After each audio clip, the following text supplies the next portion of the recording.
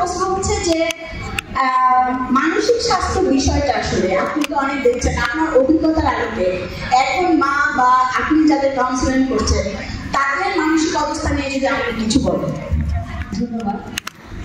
প্রথমে একটা আমরা যারা মা হয়েছি বা হতে যাচ্ছি একটা কথা আমরা খুব কমনলি বলে থাকি, খেয়াল করবেন বিশেষ করে মহিলারা আমরা খুব ফিল করে থাকি যে মাতৃত্বকালীন যে অভিজ্ঞতা বা যে এক্সপিরিয়েন্সটা হয় সেটা আমরা সারা জীবনে কখনো বলতে পারি না। এটার সাথে কি আপনারা সবাই অ্যাগ্রি করবেন যারা মা হয়েছেন? সেটা ভালো হোক বা খারাপ হোক, যে অভিজ্ঞতাটা হয়েছে সেটা কিন্তু আমরা সারা জীবনে কখনো ভুলতে পারি না। কারোর প্রতি যদি কোনো ধরনের রাগ, ক্ষোভ, অভিমান থাকে, আমার পরবর্তী জীবনে যত ভালো কিছুই হোক না কেন সেই জায়গাটা থেকে আসলে বের হয়ে আসাটা আমাদের জন্য অনেক কঠিন হয়ে যায়। তো এটা দিয়ে যদি আমি শুরু করি যে আমরা যখন কাউন্সেলিং করি বা সাইকোথেরাপি দিই বিভিন্ন ধরনের প্রবলেম নিয়ে যখন আসে, সো মা যারা আসে তাদের মধ্যে আমরা খুব বেশি দেখি ট্রমা কিছু এক্সপিরিয়েন্স থাকে, তারা অনেক ট্রমাটাইজ থাকে অনেক ক্ষেত্রে। যেমন ধরেন যে ইনলসদের অনেক বিহেভিয়ার তাদেরকে ট্রমাটাইজ করে ফেলে, আবার অনেক ক্ষেত্রে থাকে যে হাজবেন্ড থেকে যা এক্সপেক্ট করছে সেই জায়গাটা হয়তো তার সে ঠিকভাবে পাচ্ছে না, তার ফলে যেটা হয় তাদের মধ্যে অনেক ক্ষেত্রে পিটিএসডি ডেভেলপ করে। বাট সবচেয়ে কমন আমরা যেটা দেখি মাদের মধ্যে সেটা হচ্ছে পোস্টপার্টাম ডিপ্রেশন বা পোস্টপার্টাম সাইকোসিস। ডিপ্রেশন সম্পর্কে আমরা জানি, পোস্টপার্টাম ডিপ্রেশনটা অনেকখানি এরকম যে মাতৃত্বকালীন বা ডিউরিং প্রেগনেন্সি যে অভিজ্ঞতাগুলো হয় সেগুলো থেকে তার মধ্যে বিভিন্ন ধরনের নেতিবাচক চিন্তা কাজ করে। যদি কেবলমাত্র চিন্তার বা ইমোশনের মধ্যে থাকে তখন আমরা সেটা বলছি পোস্টপার্টাম ডিপ্রেশন। আর যদি এমন হয় যে এই ডিপ্রেশনটা অনেক বেশি ক্রিটিক্যাল পর্যায়ে চলে গিয়েছে, যেমন আমরা অনেক সময় দেখবেন খবরের কাগজে দেখি যে মা বাচ্চা মেরে ফেলছে বা মেরে ফেলতে চাচ্ছে, তখন আমরা সেটাকে বলছি পোস্টপার্টাম সাইকোসিস। তখন যেটা হয় যে তার মধ্যে অনেক ধরনের হেলুসিনেশন, ডিলিউশন কাজ করে, ডিসঅর্গানাইজড বিহেভিয়ার আসে। তো এই জায়গাটাতে আসলে সে একা কখনোই কাজ করতে পারে না বা কাউন্সিলিং একা কাজ করে না, সেক্ষেত্রে অবশ্যই সাইকিয়াট্রিস্ট বা ডক্টর দেখাতে হয়, মেডিকেশনের দরকার হয়। তো এই প্রবলেম খুব কমনলি থাকে।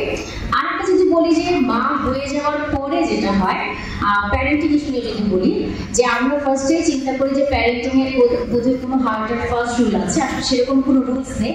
প্যারেন্টিং হচ্ছে একদম ফ্লেক্সিবল একটা ব্যাপার। আমি যেভাবে আমার বাচ্চাকে বড় করতে চাচ্ছি, মোট কথা হচ্ছে আমি বাচ্চাকে ইন্ডিপেন্ডেন্ট করতে পারছি না। যেমন আমার কাছে যখন প্যারেন্টসরা আসে বলে যে মোবাইল না দিলে তো খায় না, হ্যাঁ, আমি ফার্স্ট প্রশ্ন করি যে আপনার বাচ্চাকে কখনো মোবাইল না দেওয়ার কারণে সারাদিন কেটেছে, 2 ঘন্টা কেটেছে, 1 ঘন্টা কেটেছে? কেউ বলতে পারবেন? 1 ঘন্টা কোনো বাচ্চা কাঁদে না, এত শক্তি বাচ্চাদের নাই। ওরা কি করে, একটু কাঁদে, আবার থামে, আবার হয়তো কাঁদে, ওরা ট্যারাটাম যেটা শো করে। তাহলে আসলে সহনশীলতার জায়গাটা আসলে আমাদের প্যারেন্টসদের মধ্যে রাখতে হবে। তার মানে আমি যখন বাচ্চাকে কোনো অল্টারনেটিভ দিয়ে দিচ্ছি তখনই বাচ্চা আলটিমেটলি ওটার সুযোগ দিচ্ছে। আপনি 1 দিন 2 দিন 3 দিন ধরে আপনি যখন বাচ্চাকে কোনো অল্টারনেটিভ দিবেন না, তাহলে সে কাঁদতে থাকবে, আপনি ডিভাইস দিচ্ছেন না, আলটিমেটলি কিন্তু সে কোনো অল্টারনেটিভ পাচ্ছে না, সে এটার সঙ্গে ইউজ টু হয়ে যাবে, সে কোনো না কোনো উপায় বের করে দিবে বা আলটিমেটলি সে মোবাইল বা ডিভাইস ছাড়াই খাওয়ার দিকে মনোযোগ দিবে। আর মোবাইল আমরা আসলে কেন দিব, ডিভাইস আসলে কেন দিব? ওটা আমাদের কমফোর্ট জোনের জন্য, আমরা যেন কমফোর্টেবলি বা ঠিক সময় যেন কাজটা করতে পারি। সো প্যারেন্টিং বলতে যদিও খুব ইজি মনে হয় বা মনে হয় যে হ্যাঁ কিছু রুলস ফলো করলে হয়তো প্যারেন্টিং হয়ে যাচ্ছে, ব্যাপারটা আসলে সেরকম না। সো এই বিষয়গুলো আসলে খুবই জড়িত, যে বাচ্চার খাদ্যাভ্যাস থেকে শুরু করে একজন ইন্ডিপেন্ডেন্ট হিউম্যান বিং হিসেবে গড়ে তোলার জন্য বাচ্চাটাকে অনেকগুলো রুলসই ফলো করতে হয়। বাট অবশ্যই ডিপেন্ড করছে যে আপনার সন্তানের প্যাটার্ন অনুযায়ী। কিছু বাচ্চা থাকে টেম্পারামেন্ট ছোট থেকে খুব ক্রিটিক্যাল থাকে, খুব কমপ্লিকেটেড থাকে, তাকে আমরা আরো যদি প্রেশার দিয়ে থাকি তাহলে ওর জন্য কোনোভাবে এটা হেল্পফুল হবে না।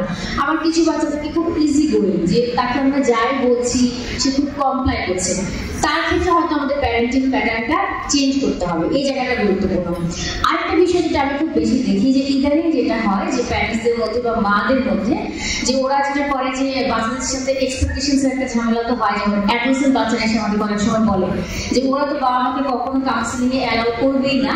যেমন আমি যখন কলেজে বসে যাই, ঠিক আছে আপনার বাবা মাকে ডাকেন একটু কথা বলবো, ওরা বাবা মাকে কোনোভাবে অ্যালাউ করবে না। কেন অ্যালাউ করবে না? না, কারণ অনেক কিছু বলেছে, তো আমি ওটা নিয়ে পরবর্তী আমার কথা শুনে গেছি, ওরা অ্যালাউই করবে না। সো আমরা বলি যে অ্যাটাচমেন্টটা খুব গুরুত্বপূর্ণ, এবং আপনার প্রাইমারি কেয়ার গিভারের সাথে মানে আপনার প্যারেন্টসের সাথে আমাদের সাথে বাচ্চাদের যে অ্যাটাচমেন্টটা সেটা ফার্স্ট 5 ইয়ার্সে খুব ইম্পর্টেন্ট। তাহলে আমরা যখন কি করছি যে বাচ্চাকে বিভিন্ন বিষয়ে অ্যাওয়ে করছি, তাকে ডিসিপ্লিন করতে যাচ্ছি, ডিসিপ্লিন করতে গিয়ে যেন এরকম না হয় যে আমার সাথে বাচ্চার ইমোশনাল অ্যাটাচমেন্টের জায়গাটা আলটিমেটলি আমি এফেক্টেড করে ফেলছি। না, সো ইমোশনাল অ্যাটাচমেন্টটা খুব গুরুত্বপূর্ণ।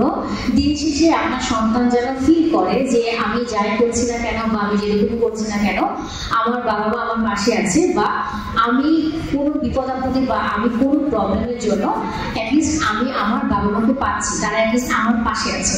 এটা যেন আমাদের সন্তানরা অলওয়েজ ফিল করতে পারে, এটা খুব ইম্পর্টেন্ট। আর মাদের মধ্যে যেটা দেখছি ইদানিং সেটা হচ্ছে যে তারা সবকিছু দিয়ে দিচ্ছে বাচ্চার জন্য, সবকিছুই করছে, এবং এটা আমরা অনেক সময় প্রজেক্টও করে থাকি। যেমন আমরা বলি না সন্তানদের যে তোমাদের তো সবই করলাম, এত কিছু দিলাম, তারপর রেজাল্ট ভালো হলো কেন? তো এটা আমি অলওয়েজ ফিল করি যে আপনি একটা বাচ্চাকে যা প্রোভাইড করছেন সেটার সাথে কিন্তু রেজাল্ট কানেক্টেড না, আপনার বাচ্চাকে ফিল করছে তার সাথে রেজাল্ট কানেক্টেড। জিনিসপত্র বা রিসোর্সের সাথে তার রেজাল্ট বা তার ভালো হওয়াটা কখনোই কানেক্টেড না। আপনি তার ইমোশনাল ডিমান্ডের জায়গাটা, ইমোশনাল নিডের জায়গাটা, অ্যাটাচমেন্টের জায়গাটাতে কতখানি তাকে ফিল করাতে পারছেন যে আপনি তার সাথে আছেন, তার উপরে ডিপেন্ড করছে যে আপনি বাচ্চা থেকে বা আপনার সন্তান থেকে যেটা এক্সপেক্ট করছেন সেই জায়গাটা আলটিমেটলি অ্যাচিভ বা অ্যাটেন্ড হবে। ধন্যবাদ।